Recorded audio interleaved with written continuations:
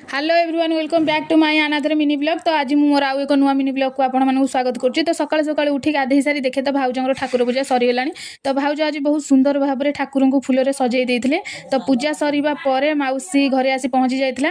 तो भाउज ये माउसी गोड़ धोई देकर गोतल पड़े। तापर माउसी आसी बोर कुंच साइज कर दूला।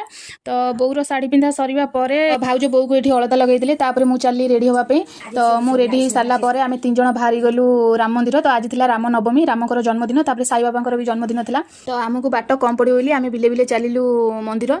तो ये हलकियारी चली चलिक आम हालत पूरा पूरी खराब हो जाए।